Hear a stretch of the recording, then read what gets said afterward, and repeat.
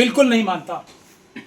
मैं ये साफ साफ कह रहा हूं, अगर उन्हें कोई कानूनी कार्रवाई करनी है तो कर ले, मैं उसको मेक गुड करूंगा अपनी स्टेटमेंट को।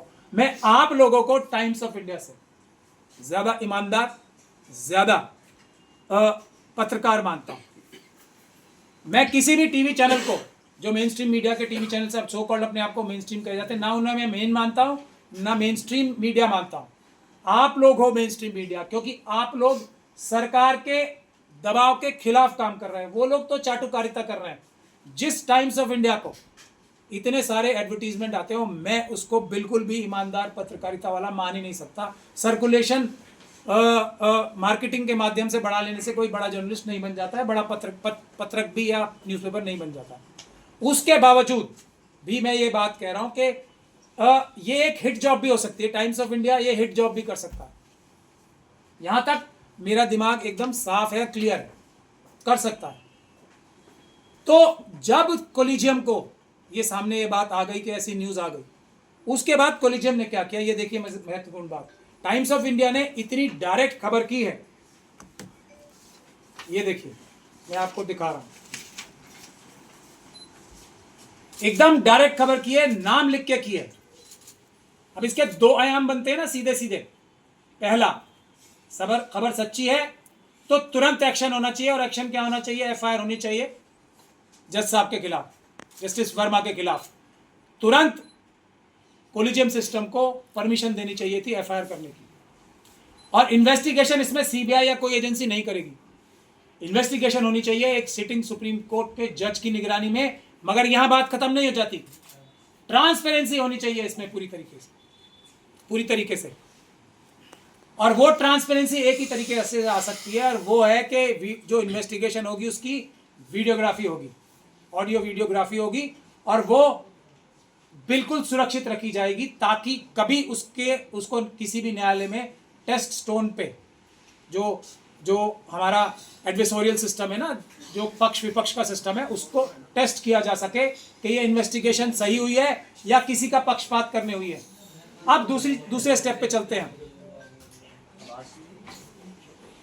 अब हम दूसरे स्टेप पे चलते हैं। दूसरा स्टेप क्या होना चाहिए था? अगर सुप्रीम कोर्ट ने, अब ये एक मुझे जजमेंट की याद आ जाती है, सुप्रीम कोर्ट का एक, इसे स्टेटमेंट कह लो, प्रेस रिलीज कह लो, क्योंकि टाइटल भी नहीं है, मैं नहीं पता मुझे, और ना किसी के साइन है। सुप्रीम कोर्ट एक ये पत्रक जारी करती है, एक क्या बोले इसको, दो कुछ कागज पे लिखे हुए चीजें जारी करती है। कोई इसको ऑथेंटिकेट नहीं करता सिवाय इस बात के कि ये वेबसाइट पे डली है। अब आजकल तो हैकिंग का जमाना है ना, तो इसकी ऑथेंटिसिटी होनी चाहिए कोई, वो नहीं है। और इसमें पहला ही सेंटेंस क्या है कोलिजियम की, मैं इसीलिए इस बात की मैं क्रिटिसिज्म कर रहा हूं, there is misinformation and rumours being spread with regard to the incidents at the residence of justice Yashwant Varma. ये पहला लाइन है इसमें, मिस इन्फॉर्मेशन और रूमर्स। टाइम्स ऑफ इंडिया ने फ्रंट पेज पे न्यूज की है, ना ये मिस इन्फॉर्मेशन हो सकती है, रूमर नहीं हो सकती, क्योंकि उन्होंने रूमर नहीं फैलाई है, उन्होंने डायरेक्ट न्यूज शाया की है। अगर ये मिस इन्फॉर्मेशन है तो टाइम्स ऑफ इंडिया के खिलाफ मेरे ख्याल से देशद्रोह का मुकदमा दर्ज होना चाहिए, क्योंकि इससे देश की संविधान के ऊपर डायरेक्ट हमला है। देश में एक तरीके से न्यायिक व्यवस्था को समाप्त कर देने की, उसकी क्रेडिबिलिटी समाप्त कर देने की, और देश की जनता के मन में भय व्याप्त कर देने की यह साजिश का हिस्सा हो सकता है, मेरा ऐसा मानना है। तो कोलिजियम सिस्टम को या तो जस्टिस वर्मा के खिलाफ परमिशन देनी चाहिए थी एफआईआर कराने की, क्योंकि उनके पास अब कुछ मटेरियल आया होगा। यह भी कहा गया है कि दिल्ली हाई कोर्ट के जो चीफ जस्टिस हैं, वो इंटरनल कंप्लेंट्स कमेटी जो एक होती है उसके तहत कुछ इन्वेस्टिगेशन की है, तो कुछ तो बात सुप्रीम कोर्ट के कोलिजियम के पास थी जिससे उन्होंने इसे मिस इन्फॉर्मेशन लिखा। तो इतनी बड़ी घटना को टाइम्स ऑफ इंडिया के खिलाफ एफआईआर दर्ज क्यों नहीं कराई, क्यों नहीं दूध का दूध और पानी का पानी कर दिया?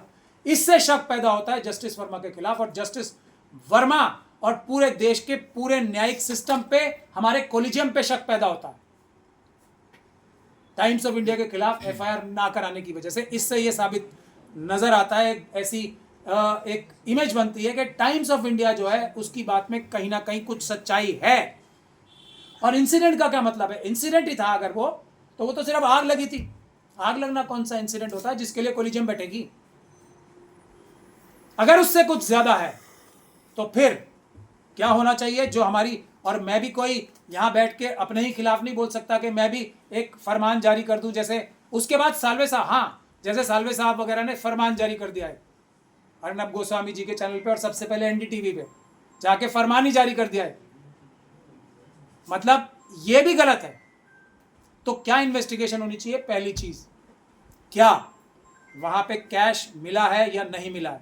और उसकी सबसे अच्छा तरीका वही होता है, कोई भी हाईकोर्ट का जज ऐसा नहीं है जिसके घर के बाद सीसीटीवी कैमरा नहीं लगाओ, दूध का दूध और पानी का पानी हो जाएगा। अगर सीसीटीवी कैमरा छुपाया गया या उसमें से वीडियो या वो चलता नहीं पाया गया या उसकी कुछ हार्ड डिस्क में गड़बड़ी पाई गई तो शक सीधा सीधा ये जाएगा कि इसमें धांधली हुई है, छुपाया गया। ये प्रिजम्पशंस हैं जो देश की जनता को करने से कोई भी नहीं रोक सकता, दुनिया में कोई नहीं रोक सकता। अगर वो सीसीटीवी कैमरा की रिकॉर्डिंग या तो गायब होती है या तो वो काम नहीं कर रही होती है या वो खराब हो जाती है या टूट जाती है, हम बहुत सारे केसेस ऐसे देखते हैं।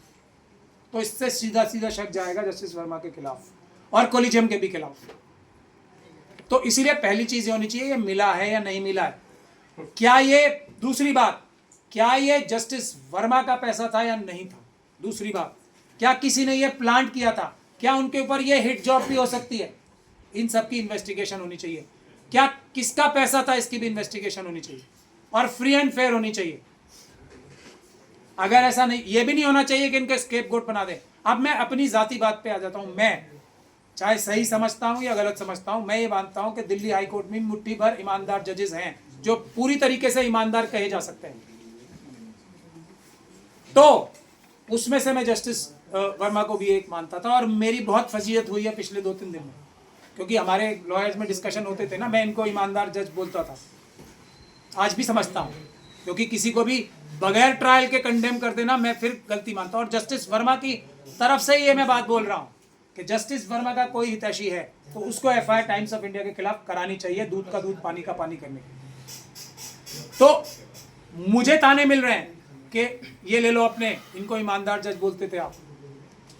तो मेरा ये कहना है कि अगर ऐसे ईमानदार जजेस भी हो सकते हैं, अगर ये इसकी बात में रत्ती भर भी सच्चाई है, तो आप सब लोग, देश के सारे लोग अंदाजा लगा सकते हैं कि मेरा जैसा व्यक्ति अगर किसी को ईमानदार समझ रहा था और उसके बारे में इतना सा भी सच्चाई है इस बात में, तो बाकी सब जजेस क्या कर रहे होंगे, क्या नहीं कर रहे होंगे। हाई कोर्ट के जजेस, डिस्ट्रिक्ट कोर्ट के जजेस, सुप्रीम कोर्ट के जजेस, आप लोग खुद अंदाजा लगा लो। और ये इसी भ्रांति को दूर करने के लिए कोलिजियम की जिम्मेदारी है कि इसमें